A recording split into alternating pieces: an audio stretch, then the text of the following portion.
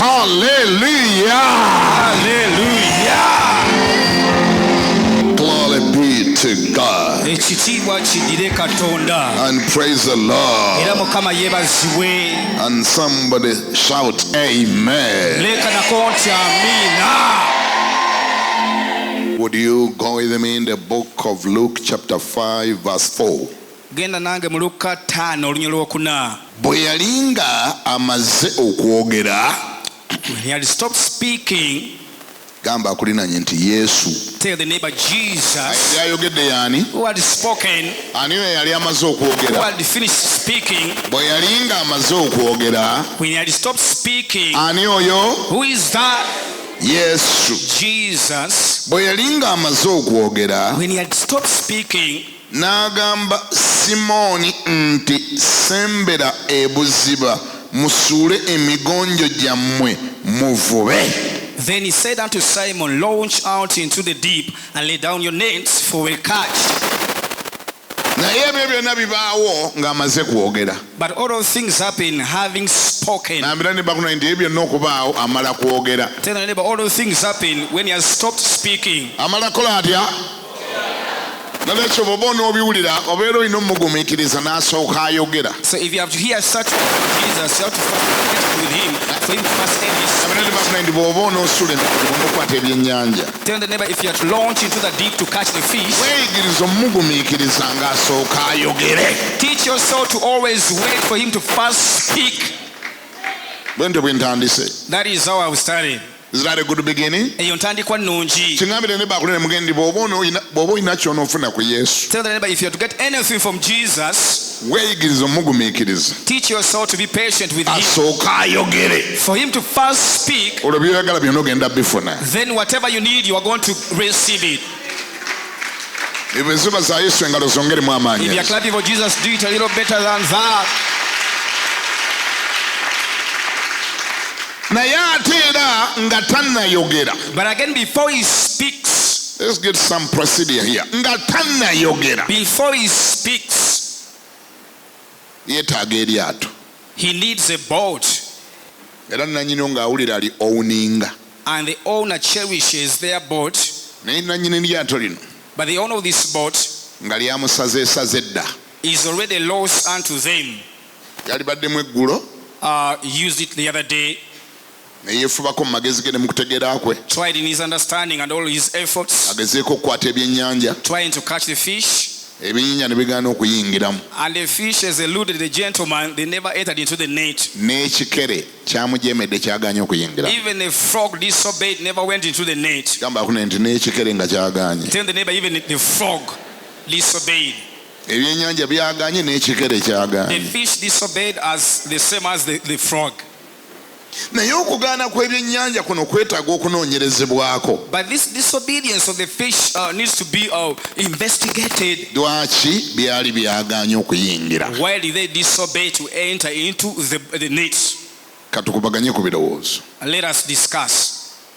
Yesu ajja asanga Peetero ne banne nga bayoza migonjo. Ebyennyanja byagaanye okukwatibwa tebyakwatiddwa. Olunaku lw'abasaze diiru yagudde bu ttaka, tebalina kye baafunye. Bali awo ku mwalo bayoza migonjo. Ofundako gyoza ng'olina kye wakwasiza, naye ng'oli mu kugyoza ate nga tolina kye wakwasiza. Jesus finds Peter and the colleagues washing the nets. They had tried to fish the previous night but never caught any fish. So it's better when washing the nets when you got something. But this was the worst matter. They had not gotten anything the previous night. Ng'oyoza migonjo naye nga tolina kye wakwasiza. Cleaning your nets, yet you never caught any fish. Abantu abalala booza emigonjo nga bo baakwasiza naye nga ggwe bye bakola naawe obikola naye nga gwe tolina kye wakwasiza. Other people, at least they are cleaning, yet they caught some fish. But you are doing the same thing they are doing, yet for you never caught any fish the previous night. Kampulira agamba nti fire mu linnya erya Yesu. Say, fire mu linnya erya Yesu. Ng'oyoza migonjo naye nga siga tolina kye wakwasiza. You are washing the nets, yet you never caught any fish. Wangi? Yes, please. Nina gwe njogera naye wano si mwenna naye waliwo nannyini kyo nkiwulira. I believe I'm speaking to a particular person here. Ng'oyoza migonjo. As you are cleaning the nets. Naye amazima ddala nga gwe tena kyewakwasa. But the truth is you never caught anything. Naye nga waliyo abalala abooza. But some other people are washing. Nga bo baakwasa. Yet for them they receive something out of their nets. Nabagambye kino si kya bonna kina nannyini kyo. I told you this is not for all. There is a particular person. Naddala kino kye njogera kino. Especially what I'm talking about right now. Ng'okolera ddala abakazi abalala bonna bye bakola naye nga bwe tosaalanga. You do exactly what other women do, but for you have failed to give buli birth to a child. kye bayitamu mu mwezi naawe kiyitamu. Whatever they go through a month, you go through it. Era n'emigonjo ng'ogyoza. You also clean your nets. Naye nga tokwasanga. But you never catch Nangiriye ekisa kya Mukama kikukyalira mu linnya erya I declare the Yesu. grace of God to visit you today in Jesus' name.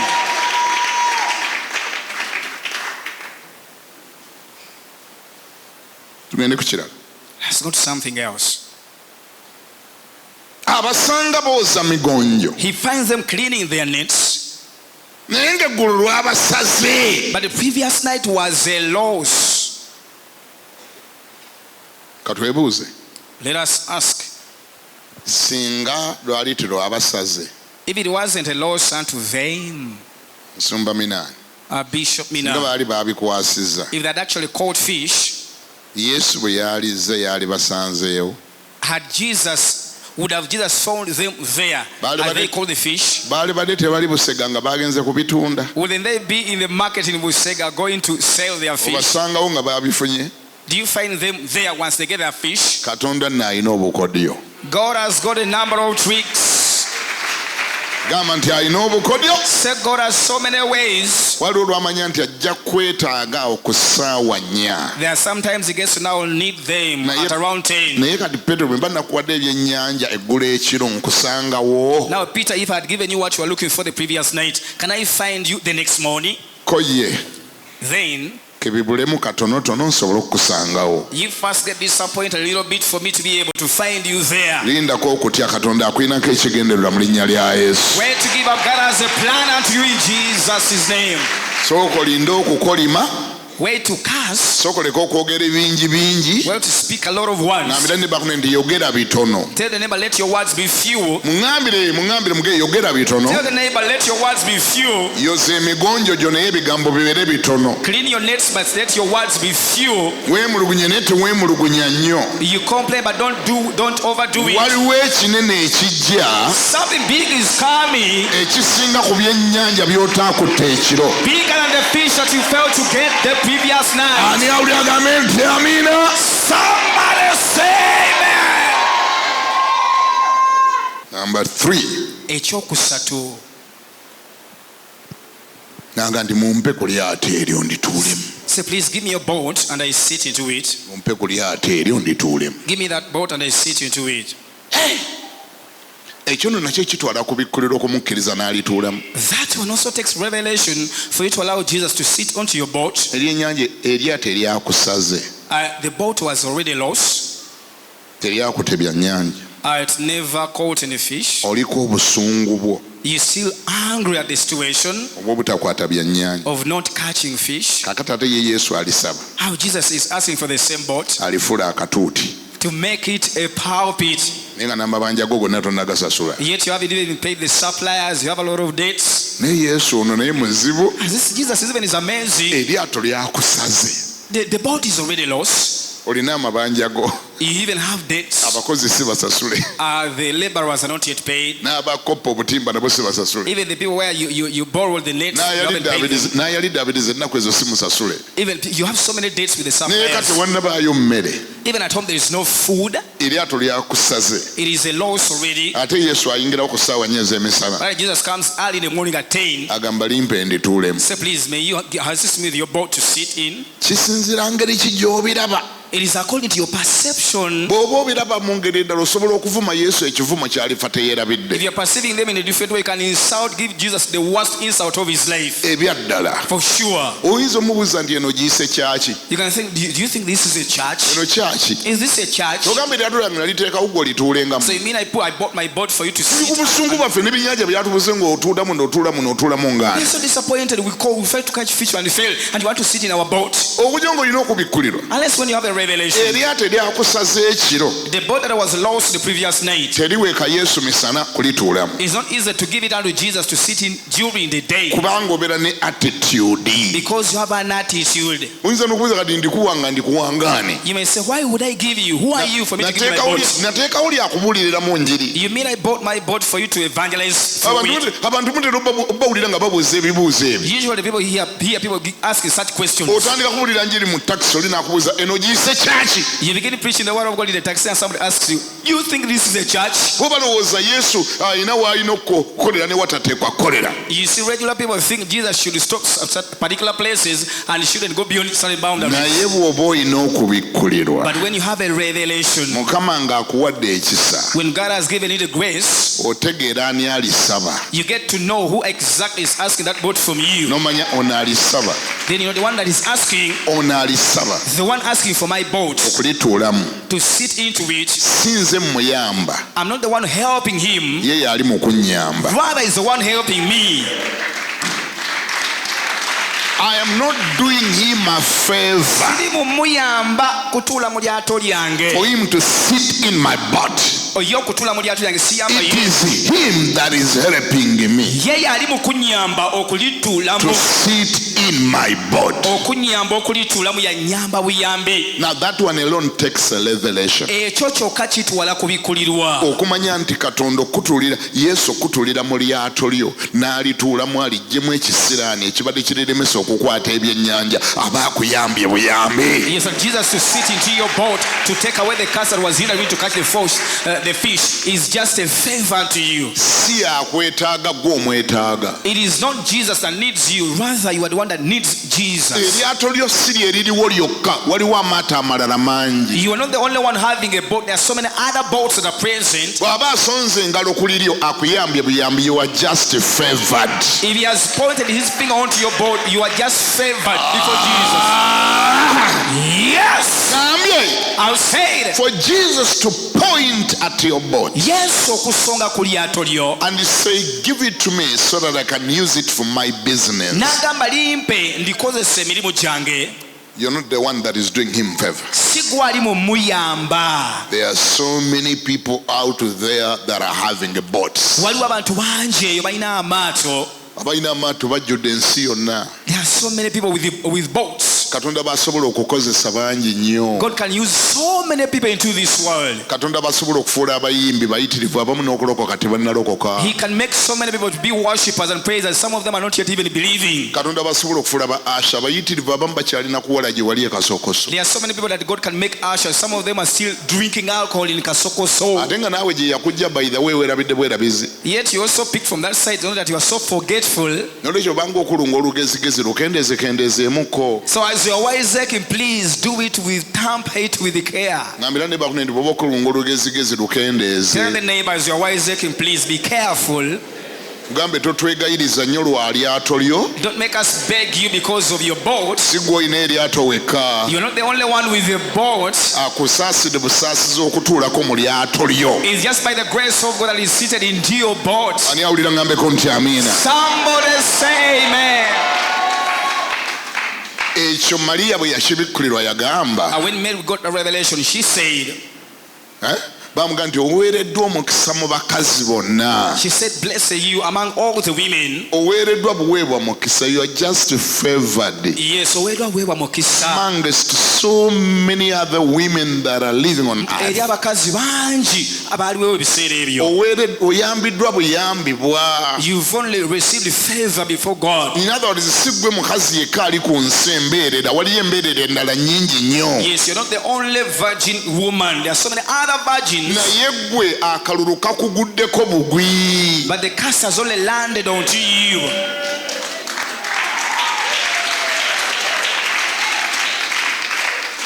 gwe okulokoka You getting born again, Katonda akuyambye buyambi it was by the grace of God.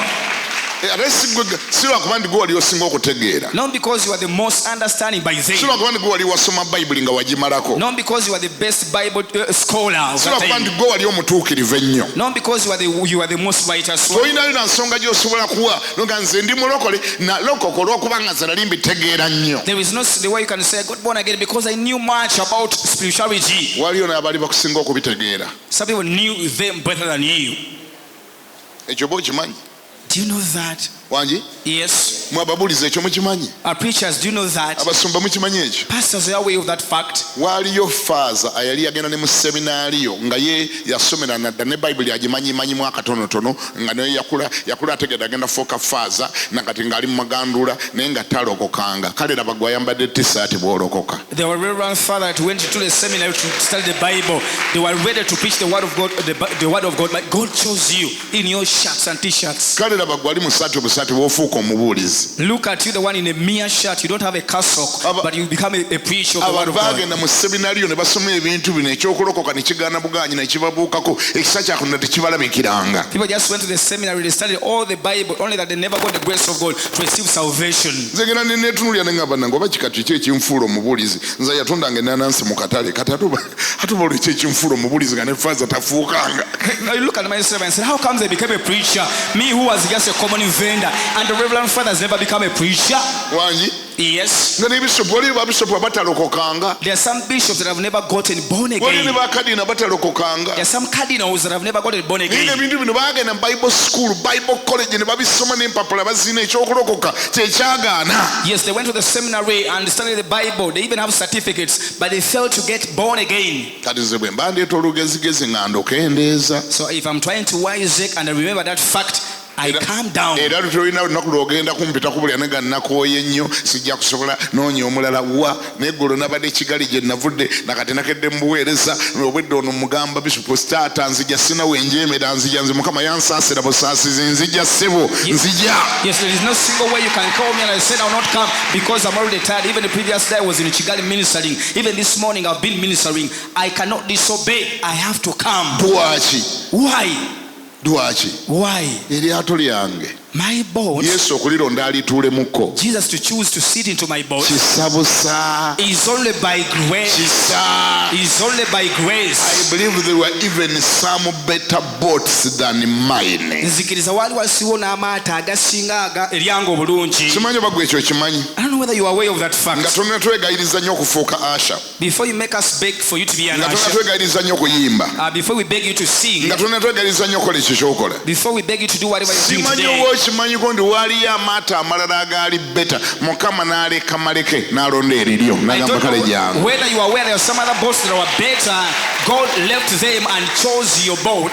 Ate kkiriza nkubulye n'amazima Allow me to tell you this other truth. waliyo amaato amangi agaali gakozeseddwa nga gwe n'okubeerawo tonnabeerawo There are so many other boats that have ever been used even before your existence. kyokka ate ne bw'olimala okugenda Even when you die, waliyo mangi agatannazaalibwa agagenda okukozesa. so many other boats that are not yet born that are going to be used by God. ako nako okajjukira nga ndi sigw'osembyeyo Always remember that you are not the last boat to be used. wangi Yes, please.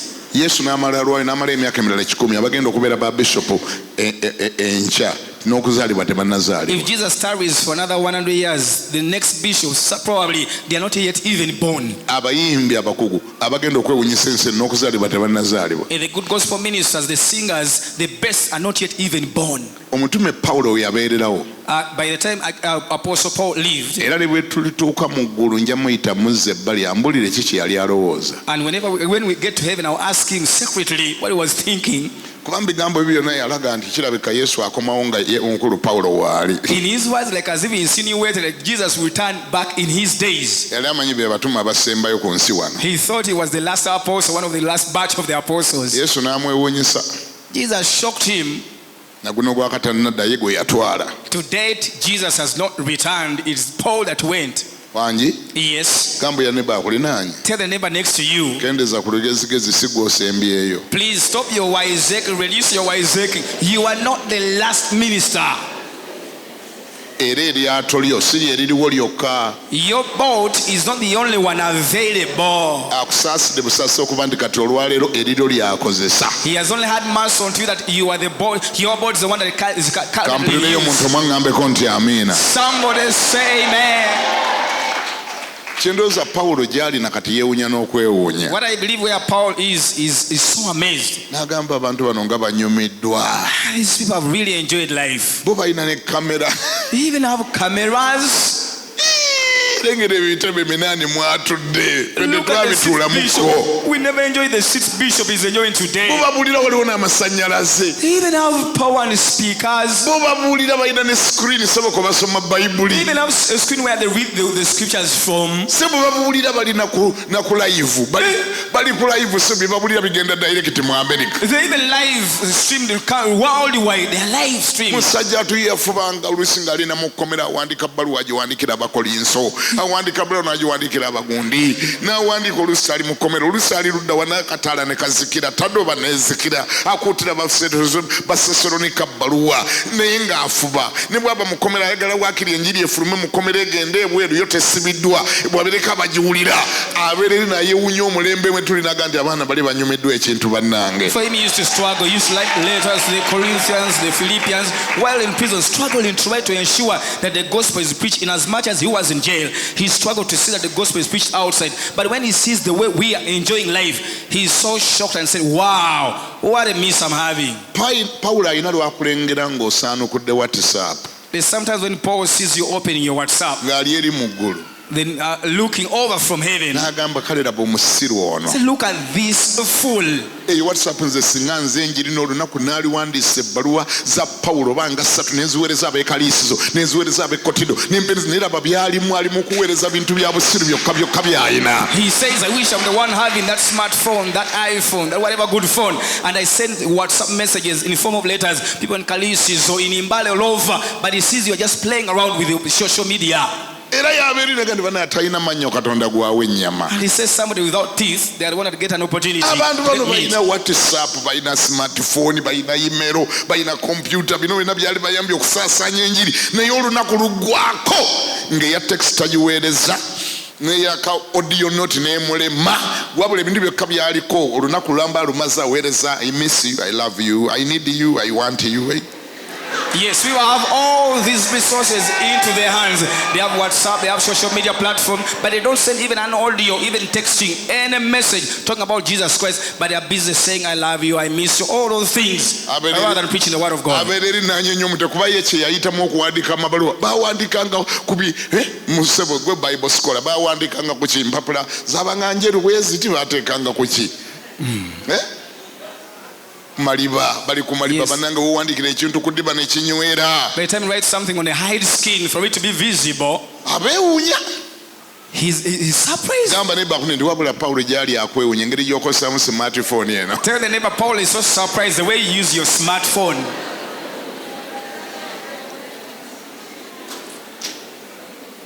You are just privileged for you to be the boat.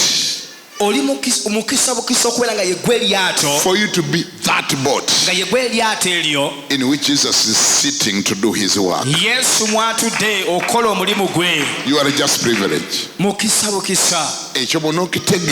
When you get to understand that fact,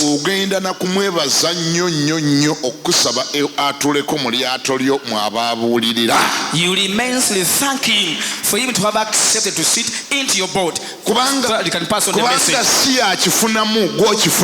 Because he isn't the beneficiary, you are the beneficiary. When Jesus sat into Peter's boat, Peter's friends and other fishermen around, they complained. They told him, you are a fool. Look at this fool.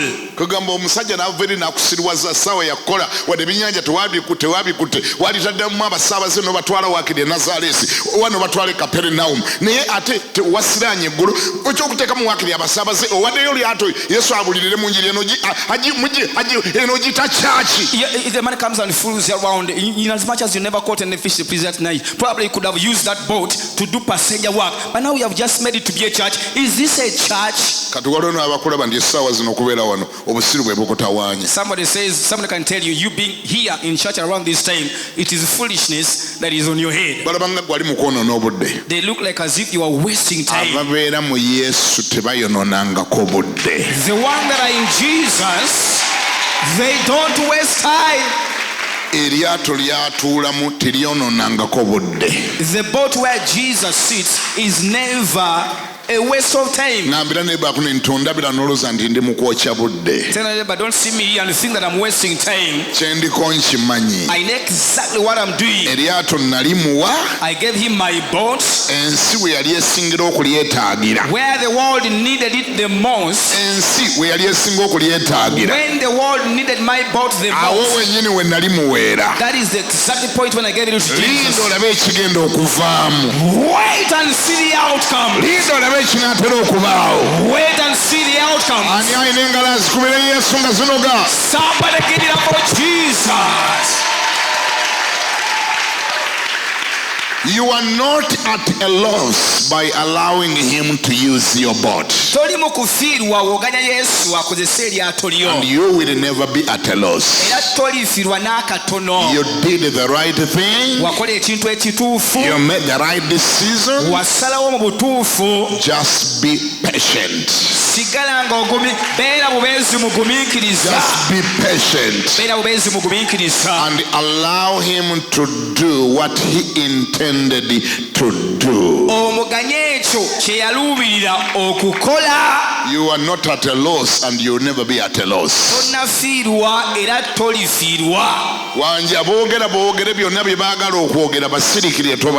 Let all people say what they want to say. Please leave them to talk. Let them to talk whatever they want to talk. Please don't answer them. I'm just imagining and I'm seeing Peter standing aside watching Jesus doing whatever he was doing in the boat.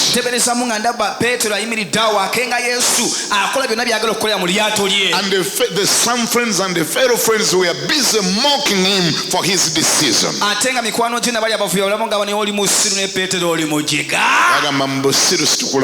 Look at this fool.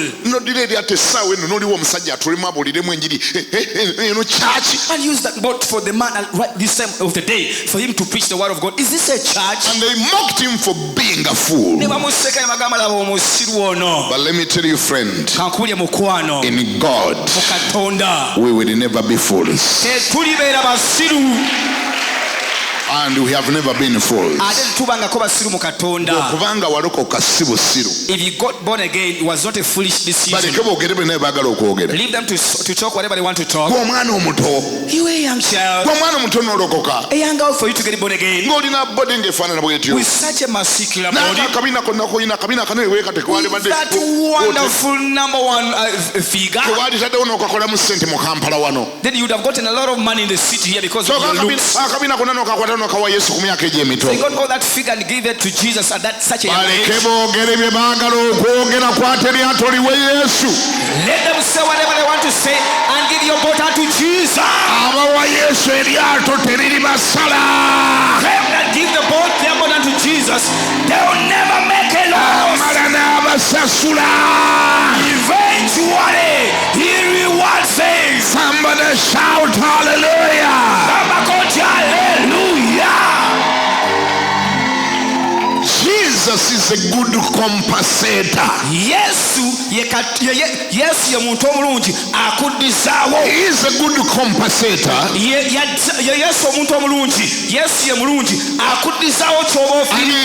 he knows how to compensate. Peter did not know what was next. Yes, He only offered his boat. God has given it to my. Because You are the one who gave it to me. Please, you can use it. And at the end of the talk, yes, please. When he stopped speaking, tell the neighbor, always wait for him to first speak. tomupapyanga nnyo. Do not hurry him up. Muleke akole kyayagala okukolera mu lyato lyo. Leave him to do what he wants to do in your boat.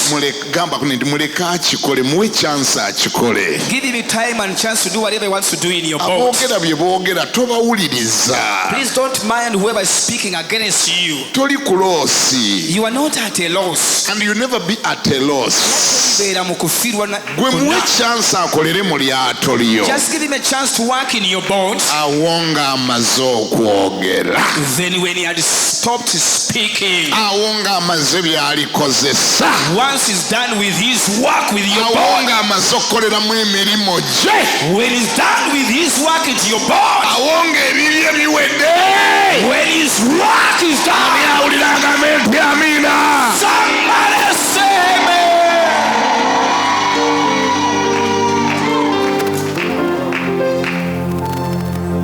Abasinga obunnya ekibakubye. Most of you where you're failing. Temumuwa chansi kumaliriza kwogera. You don't give him a chance to wind up his speech. Temumuwa chance kolera mu bibye. You usually don't give him a chance to do whatever he wants to do in your boat. Mupanikinga mangu. You always panic and give up. Mupapa mangu. You are always hurried to respond. Mukowa banyaga. You always get tired when things are about to end well. Muli musikako. You always snatch or grab the boat from Jesus' hands. You give him to preach for some few days or years, then eventually you pull him out and you take away your boat. Jesus,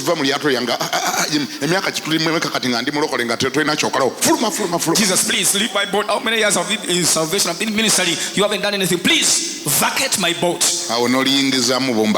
Then you invite a baker. Sir Baker, please have a seat. Just see exactly what Jesus was. Then by the time they hear about your story, you're already pregnant for a baker. They say, what is this? They pull Jesus Christ, now they replace it with a baker. We are dead. Jesus was the one in the driving seat. Then where did he go to? Recently in COVID, he pulled Jesus out of the boat and told Abu to sit where he was seated. Ask the neighbor who is currently sitting in your boat. You are the one next to them, please ask them. And recently, who sat into your boat? You are not the one to measure the time. Jesus. You want to determine for what Jesus is supposed to do when into your boat. Just be patient. Allow him to do whatever he wants to do. Let him do whatever he wants to do. And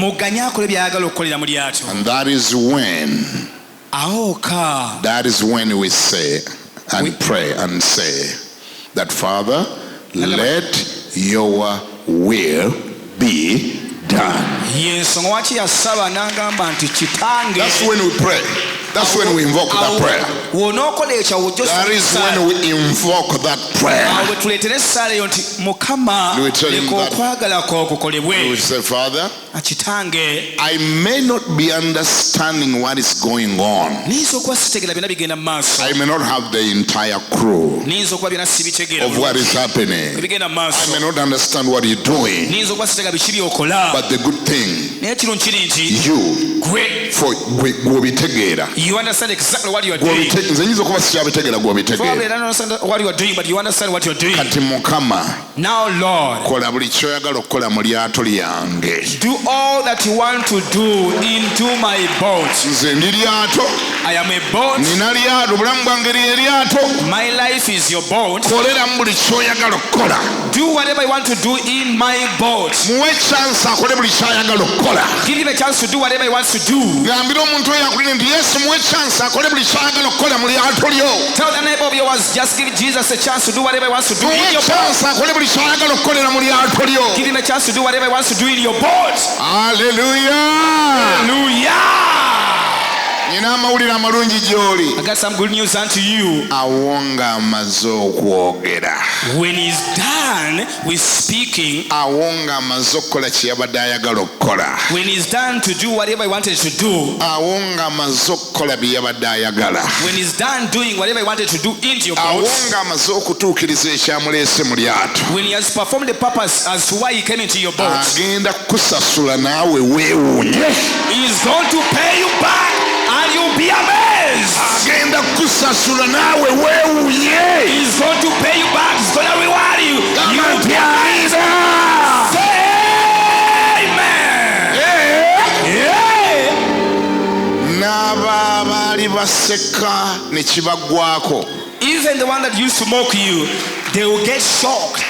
bakwano be bonna baalaba ne bagamba kiki kino ekigenda mu maaso. All the friends of Peter said, what is this going on? emisana tuku. Broad daylight, yesu ng'asasula. Jesus can really pay. tubali tumanyidde omwana yasiriwala. We thought this young man had become a fool. tubali tumanyidde omwana yawa eryato ali ku loosi. We thought he had given in her boat. Now he's at a loss. tubali tumanyidde yasiraana. We thought his life had ended. bannange laba yesu byamukoledde. Look at what Jesus has done for them. bannange laba yesu byamukoledde. Look at what Jesus has done for them. gamba akuliraanye nti bagenda kwewuunya. Tell the neighbor they will receive a shock. ate bagenda kusirika. They will keep silent. ate bagenda kusirika. They will remain silent. ani awulira agambeko nti amiina. Somebody say amen. baleke boogere bajja kusirika. Let them talk. They will keep quiet. just to follow the steps. Gwe goberera amadaala. Just be patient Beera on the mugumikiriza. Lord. Gumikiriza Mukama. Allow him to do whatever he wants to do, Muganye okukola byonna by'ayagala okukola. not by your speed, Si lwa buwangu bwo, but by his speed. naye ng'akozesa sipiidi ye. Let him do it at his pace. Leka akikolere ku sipiidi ye. muwe chance akolere mu lyato lyo. Just give him a chance to walk through your boat. ani awulira ngambeko nti amin. Somebody say amen. era gwali wano ng'obadde waligabira Richard ennaku ezo limusikeemu yesu. limusikeemu Richard oteekemu yesu. Please, you had recently given your boat to Richard. Please, right now, reverse the decision and hand it over back to Jesus. ekyomukisa omulungi essimu ya Richard ogirina. Good enough, you have Richard's cell phone number. muweereze message omugende nkugobye mu lyato lyange akawungeezi Send him k'olwaleero. a message, say, I've dismissed you out of my boat tonight.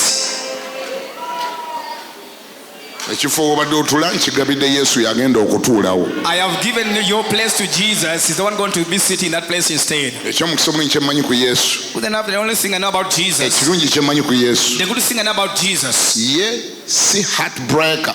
Ye tamenya mitima. si mumenyi wa mitima. Is not a heartbreaker. abantu abala mu bulamu buno bazibu bamala okutuula mu lyato lyo n'alikosakosa buli kyayagala okulikosa n'amala n'akumenya omutima. Some people, after using your boat, they use it whatever they want, then eventually they break your heart. akusasula bubi. They pay with evil. basasula obubi ku lw'obulungi. They pay with evil for your good deeds. naye yesu. By Jesus. yesu Jesus. n'omuwa eryato. When you give him your boat, n'omuwa eryato n'alituulamu. once you give him your boat to sit into it, maama ensi egenda kwewunya kyagenda okukolera ku nkomerero. the world will be amazed by what Jesus will eventually do for you. ensi egenda kwewunya. The world will be amazed. somebody say amen. Kama koncha amina. n'amugamba.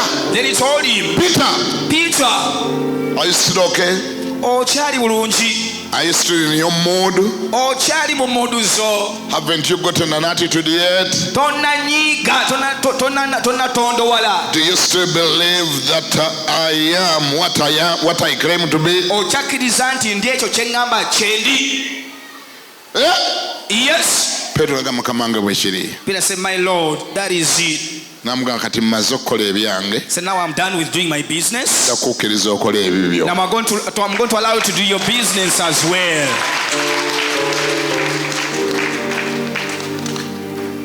amazima galibe gatukkiriziganye. The truth is, let us agree. tukole tya? bwe kuba kuyiikiriza Yesu ayiikiriza. If it is to take advantage, Jesus can actually take advantage. Katonda ayiikiriza. God can take advantage of somebody kubanga ye munnange ye Katonda. because he's God. Yasanga omusajja bamuyita Yosefu. He found a man called Joseph. Abakatoliki bamuyita Yosefu omutuukirivu. And they call him the writers Joseph. Yasiŋŋaana ng'ayogereza omwana omuwala, yanoonya abawala bonna abaali ku kyalo ba second hand bonna n'abagaana, n'agatta ayagala second hand, ayagala omwana omuwala ng'ambeerera ng'asaza busaza akuba kimu n'asaza. He found him espousing a young girl there, and he said, I don't want any other person, I want a beautiful virgin. Nga Yusufu amaze n'okwewaana ku kyalo konna nti nafunye mbeerera. Then Joseph had told everybody in the community that I got a virgin. Onasaba eryato manyi yamukola. This gentleman asking for the boat. Do you know what he did? Ono Yesu Katonda n'asaba eryato. This God that is asking for the boat. Do you know what he did? Yamugamba Yosefu. Say, Joseph, Ogenda kulinda mukko. please wait a little bit. Eryato ndyetaaga. I need to use that boat.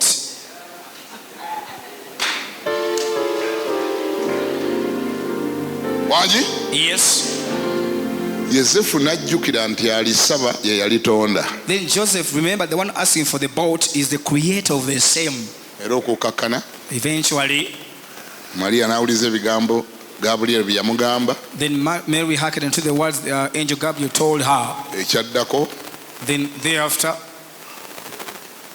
she became pregnant. Maria n'atandika okuwandula malusu ku kyalo.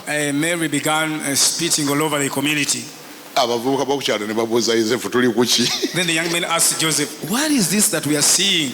Tuli ku ki? What are we doing? Ki ekigenda mu maaso? What is going on? Kyogamba leero mwakola ebintu nga temututute mu kyaki n'embaga tebaddeewo, kiki ekigenda mu So maaso? you mean you people are just eating stuff without going to the no introduction, no church wedding? Yosefu ng'awuunawo buwuunyi Joseph never had anything to tell them. nga tamanyi kyakubagamba. He never had an answer to give to them.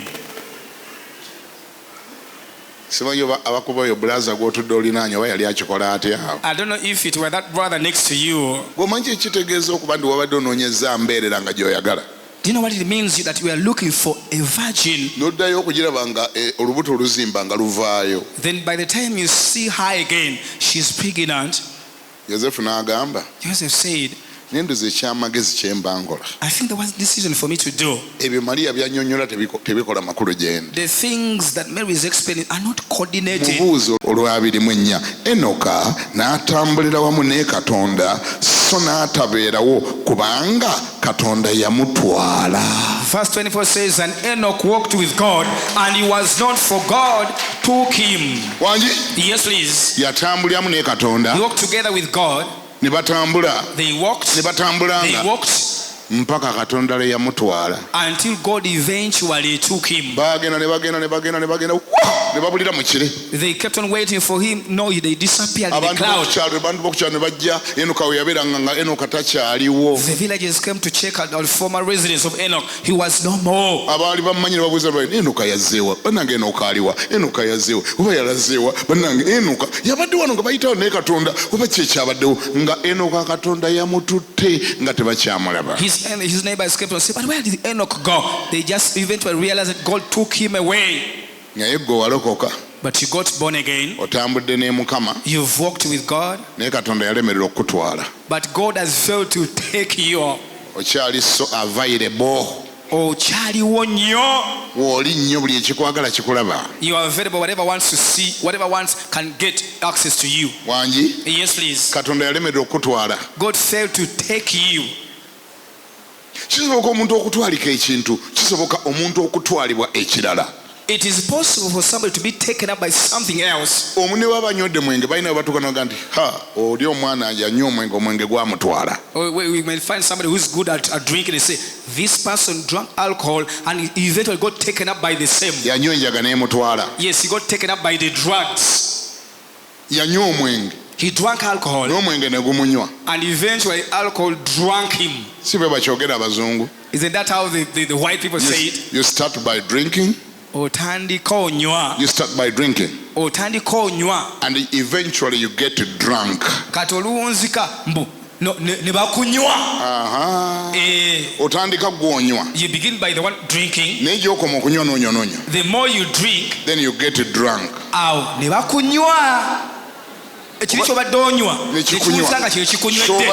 Olusiba oluzungu olutuufu. Isn't that the right interpretation? I mean direct translation. Siriya Semugomba. The drunkard people start by drinking. Nti abatamivu batandika banywa. Batandika be banywa. They want drinking. They start when it is them that is drinking. Batandika nga be banywa. But eventually the more they drink, gye bagenda okukoma mu kunywa, then they get drunk. bawunzika babanywedde. Ogenda okuddayo mutunuulira nga ye takyaliwo ng'omwenge gwe guliwo. They are not existing, the alcohol existing. Ogenda okuddayo mutunuulira ng'omwenge gwe guli mbaga kale ono biyenge ono yafuuka mwenge. This one turned out to be alcohol itself. Bayibuli kyebega temunywanga mwenge. The Bible said don't be drunk by, temutamiranga mwenge. Never be drunk by wine. Naye mwe bwe muba mutamira mutamire mwoyo mutukuvu. But if you intend to get drunk, be drunk by the Holy Spirit. Leka ekiseera kituuke. Let time come. Leka ekiseera kituuke. Let time come. Nga naawe omwoyo omutukuvu yakulyawo nga tetukyakulaba. When the Holy Spirit took you up, you are no longer existent. We can no longer see you. Nga wabulira mu Katonda. When you got lost in God. Wandagadde nkubulire advantages ziri mu ekyo. Can I tell the advantages of being lost in God? Oyagala nkubulire advantages ziri mu ekyo. Can I tell the advantages of being lost in God? Bw'onooba nga gw'oliwo buli ekyagala kijja kukutuukako. If you are still appearing, whatever wants to attack you will access you. Bw'onoobulira mu Katonda buli ekikunonya tekigenda kukulaba kijja kwekoonanga ku Katonda. But when you get lost in God, whatever seeks to find you and attack you will not see, they will only stumble at God. Enoka yatuuka ekiseera nga takyaliwo. Enoch reached an extent that it was non-existent. Nga ne bw'oyagala omusosonkereza ye tomulaba olaba Katonda. And even if you want to attack him, you cannot see him. You could not see him. You could only see Ne God. bw'omuvuma nga tokyavuma ye Katonda. And when you insult him, you could not insult him but God.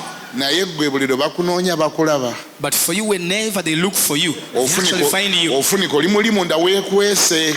You are easily accessible. Era olina ne lw'obagamba.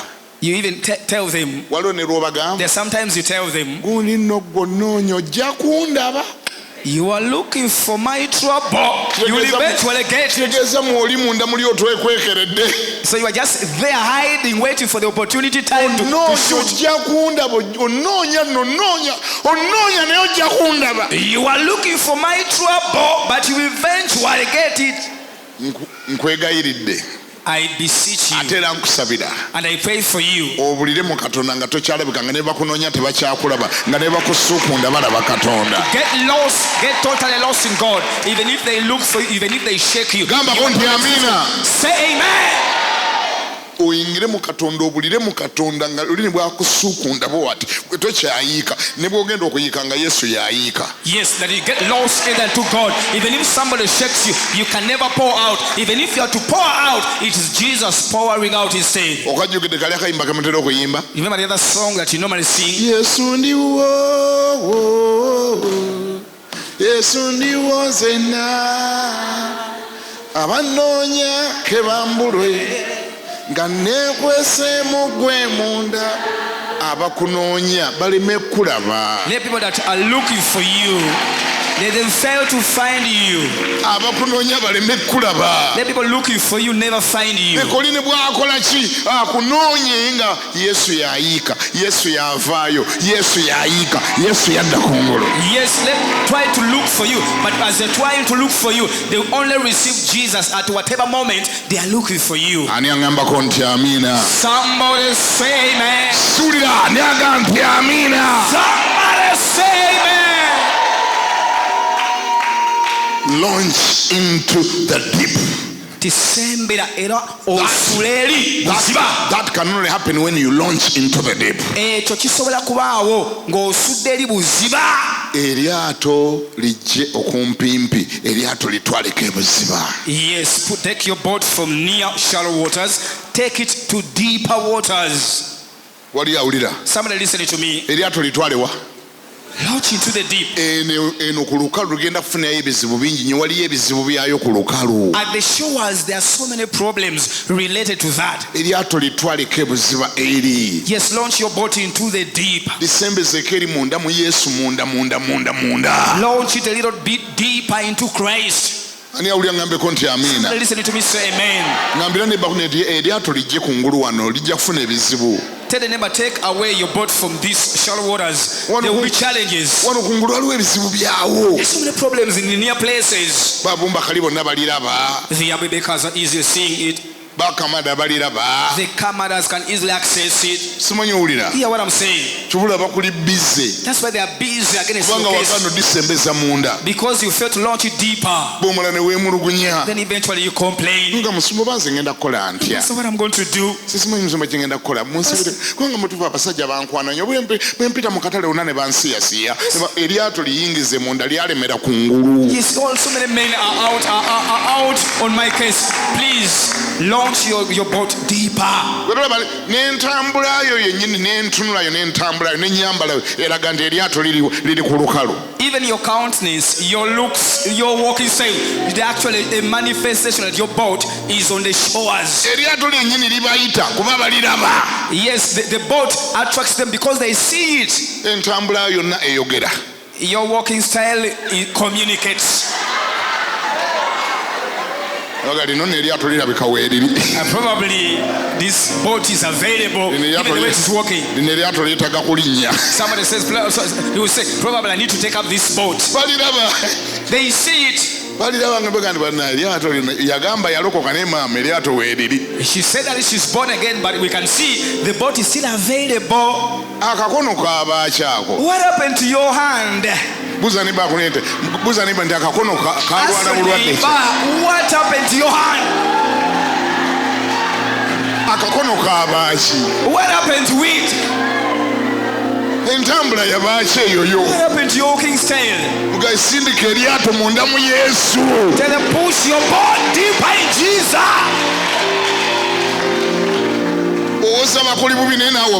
You are saying that they are against your case. You also against their case. Whatever you are doing, we already done them before. If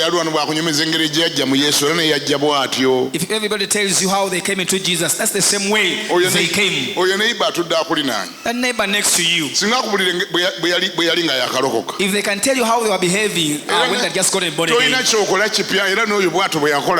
there is nothing new you are doing exactly. They used to do the same thing.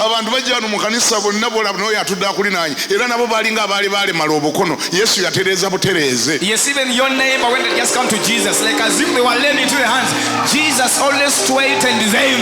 Hallelujah! Hallelujah!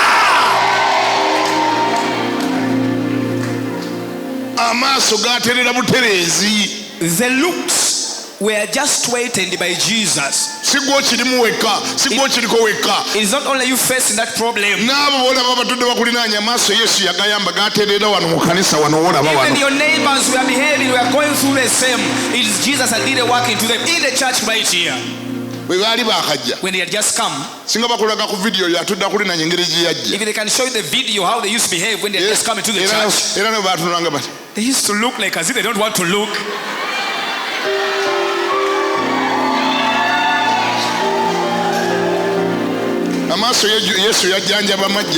Jesus only took care of their eyes, otherwise Jesus only took care of their eyes. Why?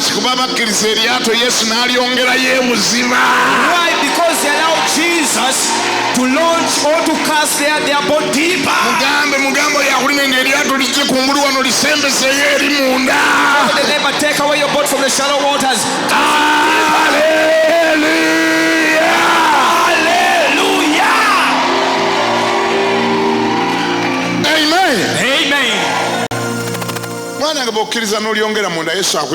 If you allow you to launch it or dig deeper, Jesus can help you from there. So whatever complaints you've been having, you don't know what to do, you don't know how you overcome the temptations attacking you. You are not the first one under that condition. Yes, take your boat from the shores, launch it into the deep for the things to get away. Somebody say amen.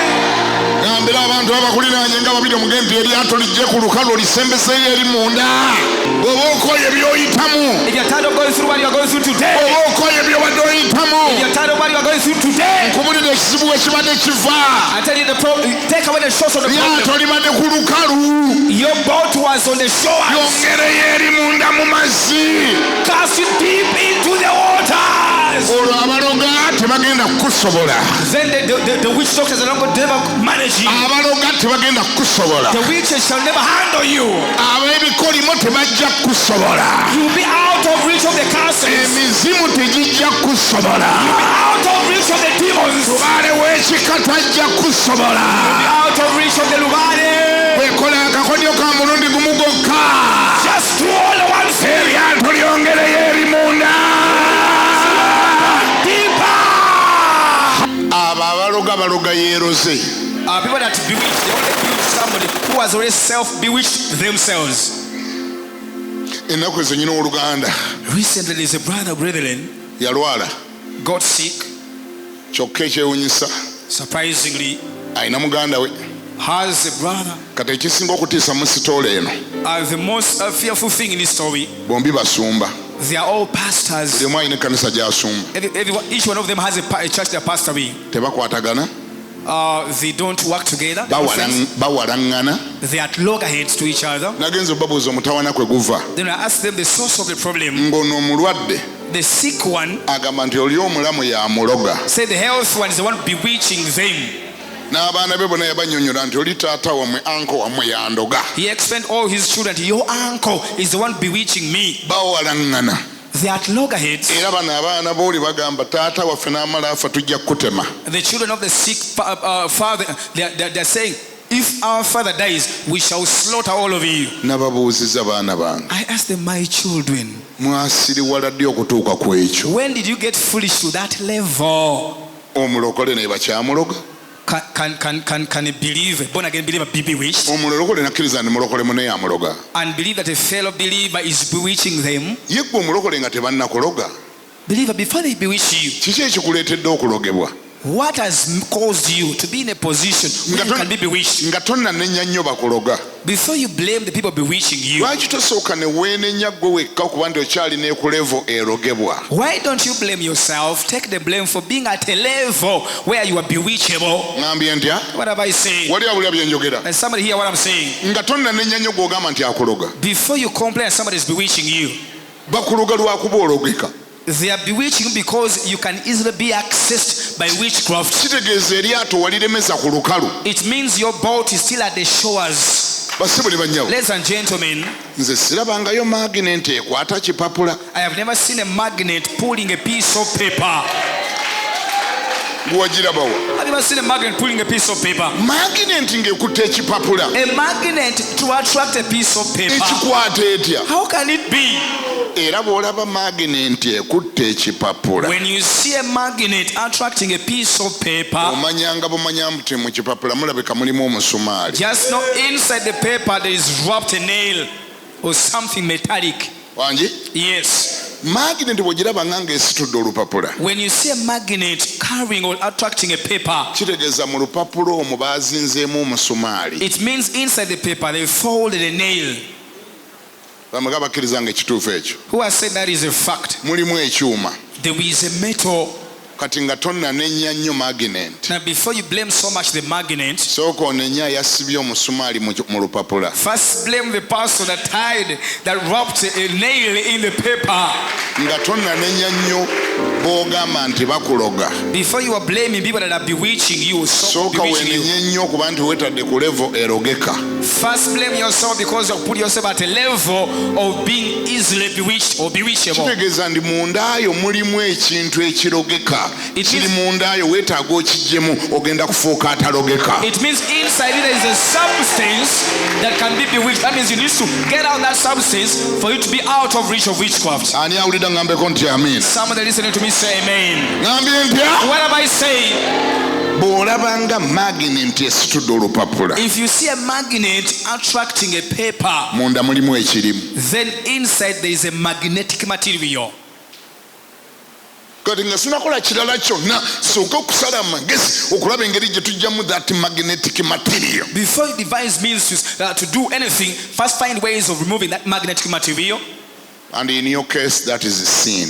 Kati ku nsonga yo ku kino kye twogera kitegeeza kibi. Kitegeeza baba kyasobola okuloga munda mulimu ekibi kye wetaaga okujjamu kubanga ekibi kye kisobola ekibi kye kyokwatagana n'ekibi kinne waakyo. If you can still be overcome by which it means inside you it is a sin. It's a sin that can be attracted with a fellow sin. Bali abakologa beetaaga ekintu ekinkwaso kasita bafuna enkwaso babeera bakumaze. The other people they are bewitching, they only need one thing, a contact, a point of contact.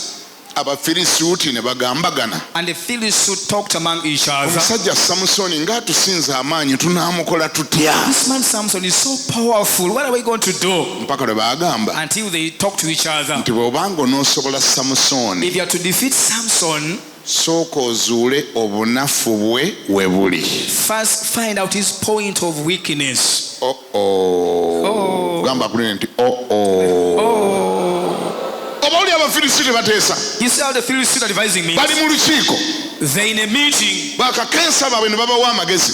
Then the wise men told him, temusobola kugenda kusobola musajja oyo w'amaanyi nnyo okujja nga musoose ne muzuula obunafu bwe we buli. you cannot defeat that man, is so strong unless when you find his point of weakness.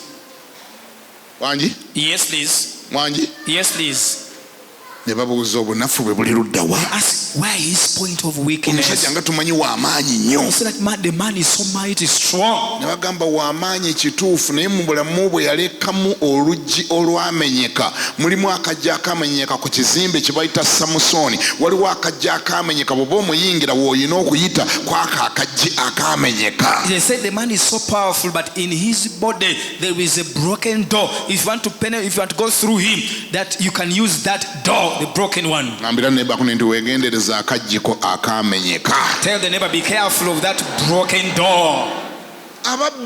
Ababbi bagezi nnyo tasobola kujja waka n'asanga bagalala eddowa n'asanga oluggi olw'ebyuma ng'olutadde emiryango ne yeetolola emmanju n'asinga naye akajja ak'embaawo akamenyeka n'oga nti agenda kumala obudde ajje nga amala obudde ng'amenywa lw'ekyuma era agenda eri emmanju ewali akajja akamenyeka. The thieves are so wise. If they come to attack your house, they will not use the hardcore door. They will find somewhere the weak one, the wooden one that is broken. They will use that one to access your bedroom. Mpaka lwe bakola consultation. Until they make consultations, batandika okubuuza akajji ka Samusoni akamenyeka kajji ki? they began to ask which one is Samson's broken door. Aliwo akamenyeka kajji ki? Who knows that broken Ne door? wabawaayo bagamba Somebody told them, nti oyo omwami gw'olaba w'amaanyi. so he's a very powerful man. Oyo omwami bwe kuba Bafirisuuti akuba 3,000 ne zigwa. He can smite in the Philistines 3,000 at a go. Oluusi akwata luba lwa ndogoyi n'alukasuka bw'ati n'akuba abantu 3,000 ne bagwa ku ttaka okuvaawo nga bafu. Sometimes he can use a jaw of a donkey and smite 3,000 Philistines and they die at once. Naye bw'oba onoomusobola But if you are to defeat him, bwe kituuka ku baamaama wano when it comes to ladies, kolamba oti nti baamaama do that. Ladies bamutabula. Ladies really confuse him. Teweetaaga na musindikira babiri. You don't even need to send two of them. Bw'oba osindikayo Bafirisuuti osindika 3,000. When you're sending Philistines, you send 3,000. Naye bw'oba osindika kamaama ne bwe kaba katono nnyo kamukuba ekigwo. But if you're sending a woman, even if you send only one, she can easily defeat Samson. Bwe baba basajja banne abo weetaaga 3,000. If they are fellow men, you will need 3,000. Naye bw'oba onoomumegga ekigwo n'enkoona enywe. But if you are to wrestle him down, funa kamaama ne bwe kaba katono be kati kamukuba ekigwo n'amagulu ne gadda waggulu. just get only one lady, even if it's just small like this, she will just easily defeat him. Ne bagamba kiwedde tukanoonye ng'obudde bukyali. They say that is done. Now let us quickly look for that lady. Bafuna akakyala nga bakayita Delila. They got a woman called Delilah. Ebyaddako byonna mubimanyi saagala bigendamu olw'obudde. You know the story how it unfolded. Kamwogeza ebyama bye byonna bye yali asirikidde. She made him to speak out all the secrets about his strength. Kubanga bali baazuula nti bw'oba onookuba Samusoni tokola kirala noonya ewali obunafu bwe ate bw'oba onootegeera obunafu bwe noonya ekyo ky'asinga okwagala. Because they discovered if you are to defeat Samson, just look at his point of weakness, and you are doing so, just look at something that he desires the most. Ngambira neighbor nti weegendereze nnyo ebintu ebyo by'osinga okwagala. Tell the neighbor, be careful about those things that you love the most. By'osinga okukola ki? The one that you love the most. byosinga okukola ki? The one that you love the most. Abatta emmese bonna basooka kunoonya emmese kyesinga okwagala. All the ones that can kill a rat, they first look at something that the rat loves the most. Kituufu ekyo? Is that correct? Toyinza genda kutega mmese gwe n'ogenda okutega emmese ng'oyagala kutta mmese. Simanyi mumpulira? Yes, you may not desire to kill a rat. N'ofuna akamasu n'oteekako essimu. Emmese tezirya ssimu. Then you get your rat trap and put there a phone as a bait. Do rats eat phones? Olina okukola study n'otegeera emmese esinga kwagala ki? You must first thorough study to know what does the rat love the most. Bw'oba onoogitega butwa era kiri olina kuleeta kiri kyesinga okwagala mw'oteeka obutwa. If you are to trap it with poison, you have to attract it with something that it loves the most, then you poison that bait. Bw'oba onoogikubya kamasu era ku kamasu oteekako kiri kyesinga okwagala. If you are to use the trap itself, you have to put the bait that it loves the most for you to be attracted. Gambira ne bandi weegendereze nnyo by'osinga okwagala. Tell the neighbor, be careful of the things that you love the most. Ekyagala okutta awo ekyagala okuyita. Whatever wants to kill you wants to use it as a conduit. Ani awulira ngambeko nti amiina? Somebody say amen. I am just trying to say, be careful, guard and control your addictions. Yes, ngezako gamba nti weegendereze ebyo ebintu by'osinga okwagala, ebyo oyagala ennyo weegendereze ekyagala okutta wekyagala okuyita. Yes, whatever wants to kill you wants to use it as a soft pathway to get to you. Ekirala kye nsobola okugattako. The other thing that I can add on to that, guard the areas that you have identified to be your weaknesses. ebifo by'ozudde ku bulamu bwo nti bwe bunafu bwo bikuume butiribiri. Don't expose them. Tomala gabijaajamya. Pray for them. Bisabire. Work on them. Bikolemu omulimu. Seek some counseling about them. Noonyayoko okuwabulwa nga kukwata ku ebyo ebitundu by'ozudde. The areas where you say, in this area I am weak. Ebitundu by'ozudde nti waneeno ndi munafu muko. Wozudde ng'oli munafu. That you realize that you are weak in that area. As you are working on that weakness to overcome it, Ng'okola ku bunafu obwo buwangula. guard them. Never allow the enemy to access them. Bikuuma butiribiri toganyanga mulabe bituukako. Because it doesn't matter how powerful you are. Kubanga si nsonga oli w'amaanyi kwenkana wa. The enemy will not attack your strength. The enemy will attack your areas of weakness. Omulabe tagenda kulumba wali maanyi go. Agenda kulumba wa wali obunafu bwo. When I was young, Bwe nali kyali muto. when we were young, Mukyali bato. back home in Mbuya where I come from, that is somewhere in Masaka Bukomansimbi. Wakeerya Buwenda gye nakulira Bukomansimbi Masaka. Now, we had a lady in the community Alina omukyala ku kyalo awo by the name Rosa. amuyita Rosa. Omukyala ono Rosa yali mulunzi wa mbizzi. She used to rear pigs. Ng'alina agabizzi Rosa ng'alina embizzi hybrid embizzi nga nnene embizzi ezimu ng'ejjula okwenkana ente. She had some good breeds of pigs. One was as big as a cow.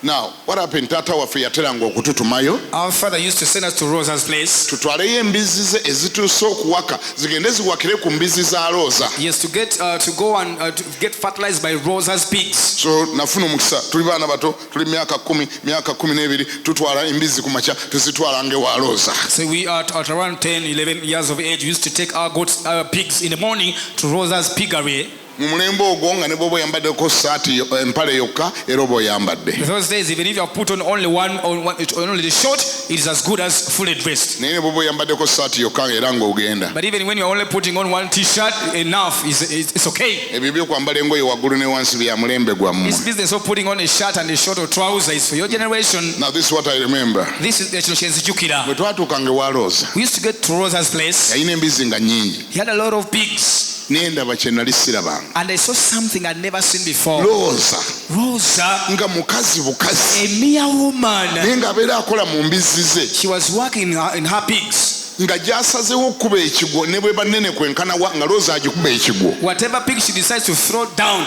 as big as it is, he will manage to do the job. Ekyo kyaddiwunyisanga nnyo ng'omwana omuto. That used to amaze me as a little kid. Ng'agikuba ekigwo mbwe esobole okuyonsa abaana baayo. Used to put it down for it to breastfeed its piglets. Ekyo kye kimu ku byantwalangayo buli lwe bantuma nga njagala okulaba looza engeri gyakuba embizzi ekigwo. That is one of the reasons as to why I used to cherish going there. I wanted to see how Rosa did it. Omanyi kye yakolanga? Do you know what she used to do? Omanyi kye yakolanga? Do you know what she used to do? Embizzi nga nnene. A very huge pig. Naye nga looza amanyi w'okwata embizzi bw'eba eneegwa ekigwo. She knew exactly where to touch the pig in order to put it down. Ng'alina wano waakwata wano Abaganda oba bayitawo mu mbalakaso awo mu mpata ng'akwatawo n'atakula bw'ati wagenda ng'okulaba embizzi ebadde oba eryanga ebyokulya ebivaako ng'ekyuka mpolampola embizzi nga looza agitakula embizzi ng'ekyuka embizzi bwe pwa.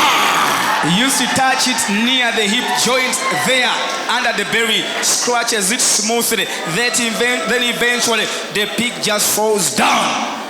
I said, what?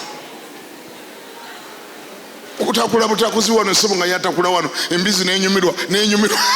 It just scratches under the belly and the pig enjoys until it falls down. Embizzi ng'enyumirwa n'ekuba ennyuma y'ekigwo n'amagulu ne gadda waggulu. It used to enjoy, then it falls down. Bameka abagirabako ewammwe? How many have ever seen such a thing? Nammwe mwabikolakola dda. Kwegambadde sireeta theory empya. So meaning that I'm not bringing a new theory. Mwabikolakola dda. So you have ever done or seen that? Oyigamu kimu ekyo? What did you learn into that? Kiki oyigamu? What did you learn? Oba kisoboka?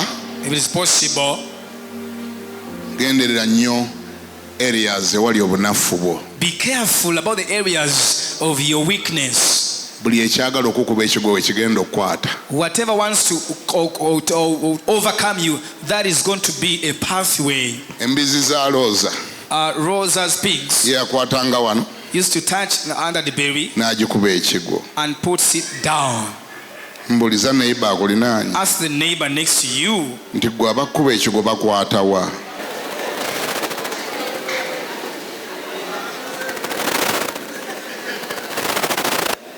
Be careful and protect those areas that you have already identified, that in that area you are weak. Obanga tunawangula kunywa mwenge togenda we bagunywa. If you haven't overcome drinking alcohol, don't go into a bar. Wali awulya byenjogera? And somebody hear what I'm saying? Toli sure obadde w'omulenzi oyo ng'ogenze wekka ogenze omwolezaako engoye n'ozigolola. Toli sure nti onoovaayo nga temwebase. Totawaanagendayo togenderayo ddala. You are not sure whether when you go to that boy's place alone to wash clothes for him. If you are not sure that you won't be tempted, please don't dare go. Togezesa obulokole tebabugezesa gezesa. Do not try such things.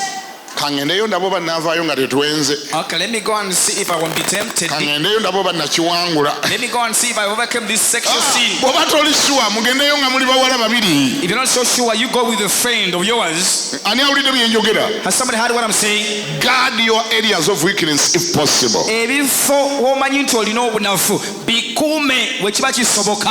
Obudde bwange buweddeyo. My time is spent. Kanjogere ebisemba. Let me say the last words. Bameka abagala obbiwulira? How many wants to hear my last words? You want to hear my last? Oyagala owulire byange ebisembayo leero. Launch in the deep. Tisuula eri buziba. Launch into the deep. Suula buziba. Oyagala okuwona emitawaana egyo gyonna gyonna? Do you want to get rid of all those problems? Oyagala okuwona ebikeme ebyo byonna byonna? Do you want to get rid of all those temptations? Oyagala obeere mulokole nga n'okulogebwa tokyalogebwa? Do you want to be a believer beyond witchcraft? Oyagala osigala nga Katonda yekka yakozesa? Do you want to remain only being used by God? Oyagala okubanga buli ekikunoonya tekikulaba nga Katonda yekka yakulaba? Do you want to launch into the deep? Suula eri buziba. Suulire bw'oŋŋambako nti amiina. Amen. Why deep? Lwaki buziba? Why deep? Lwaki buziba? Why deep? Lwaki buziba? Let me finish with this. Amaliza na kino. Bible egamba. The Bible says nti ayagala abo abamwagala. That he loves them that love him. N'abo abanyiikira. And those who diligently, abanyiikira them that diligently okumunoonya seek him, be balimulaba. they are the one to find him. Ebya Katonda by'abanyiikivu. Things of God, they are for diligent people. Ebya Katonda by'abanyiikivu. Things of God are for diligent people. Ani awulira ngambeko nti Somebody amiina? listening to me say amen. Byaba abeewaddeyo. They are the one that are persistent. For the one that are persistent, committed. Byaba abataddemu obudde. The one that have given in their time. Byaba abamaliridde. For the one that are determined. Ani awulira ngambeko nti amiina? Somebody listening to me say amen. Bw'oba walokoka If you got born again, eryato lyongereyo ebuziba. launch your boat deeper. Tebikoma ku kulokoka bulokosi. It doesn't only end at getting born again. Bizingiramu n'okukyuka. It involves transformation. Bw'omalidde okukyuka Once you transformed, kitegeeza nti omalidde obutalokoka bulokosi naye omaliridde ate ogendera eddala buziba mu Katonda. yes, when you were willing to get transformed, that you are only determined to get born again, but determined to go deeper into God. Waliwo abasajja abanneewuunyisa musumba bali mu Bayibuli. There are some men that amaze me in the Bible. Bali wano mu kitabo bakiyita Lubereberye 11. They're in the book of Genesis, chapter 11. Ababuulizi abasajja bano tubamanyeeko bibi byereere byokka byokka naye nali nsoma olunyiri olusooka ne mbalabako ekirungi. Preachers only usually know only bad side of these men, but sometimes I was reading and there's something good about them. Now look at what the Bible says. Now the whole earth had one language and one speech. Give me verse 2. Then I'll rush. And it came to pass as they journeyed from the east that they found a plain in the land of Shinar, and they dwelt there.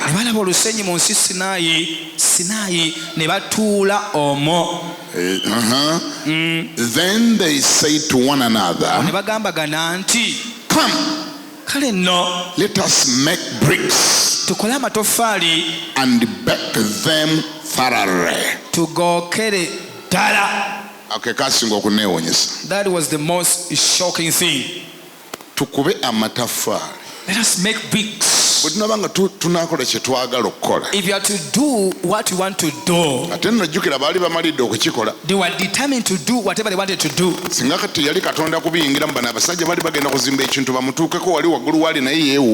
they wasn't going to intervene early enough, they were going to build a tower to get to where God is.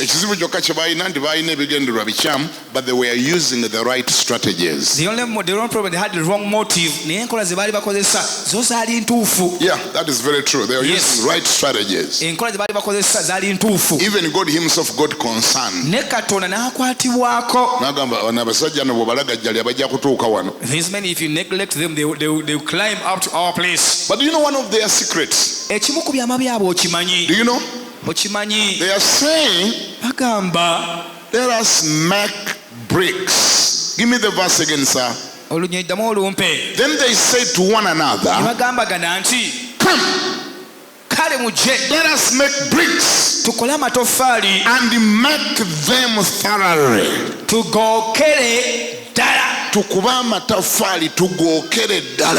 Yes, let us make these bricks and make them thoroughly.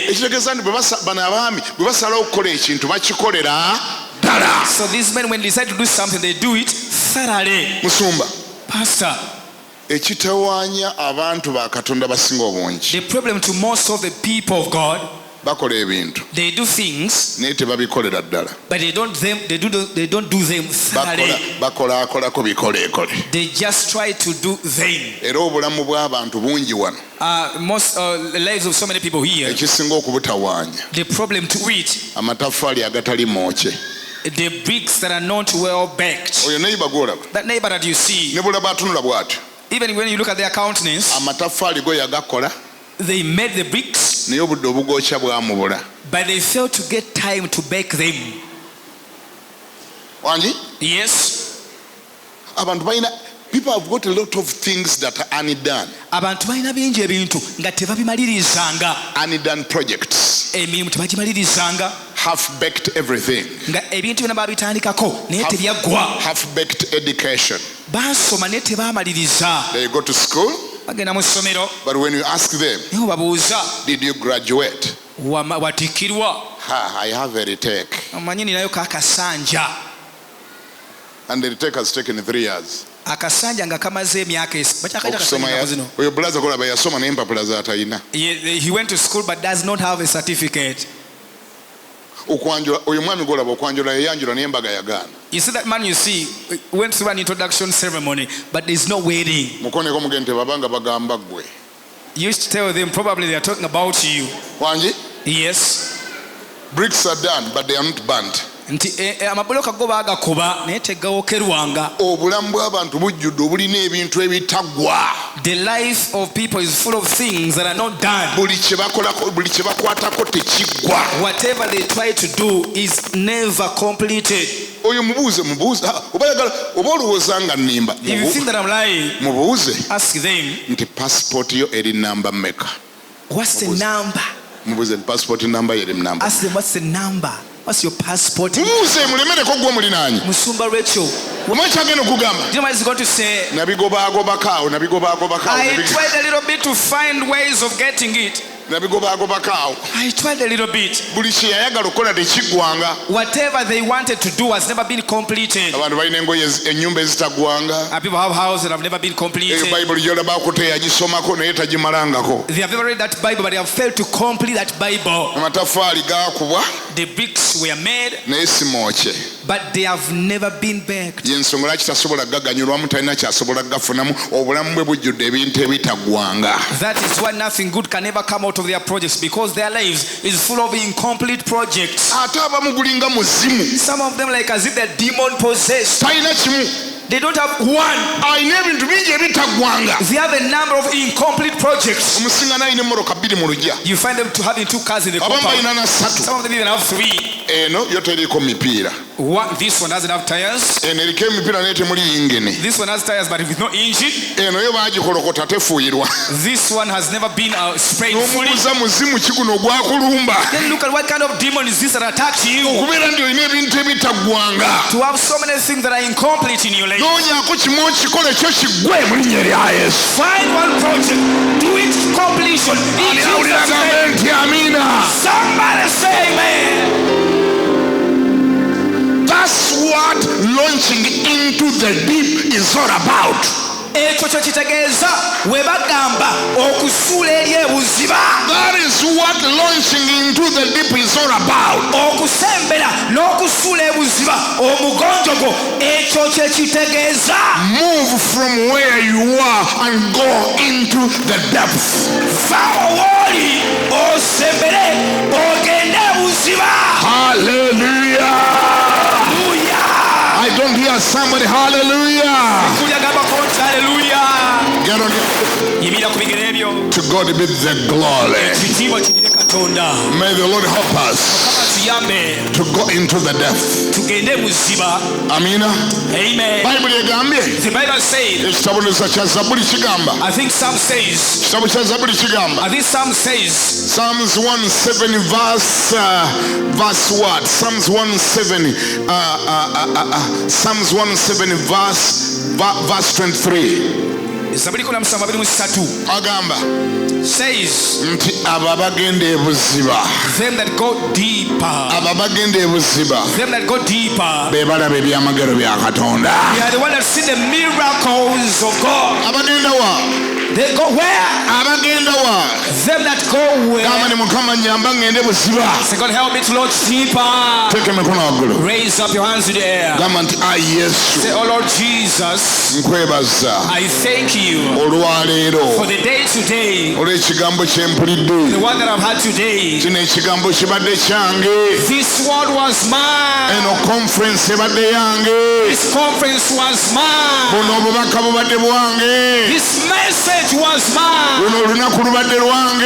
The day belongs to me. Olwaleero ntegedde They have got to know bye nnyina okutereeza, what thing that I ought to put bye right, nnyina okukolako.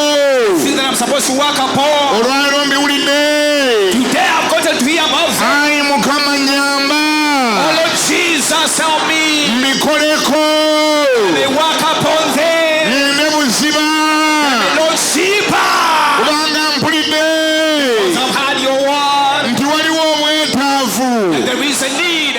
okugenda ebuziba.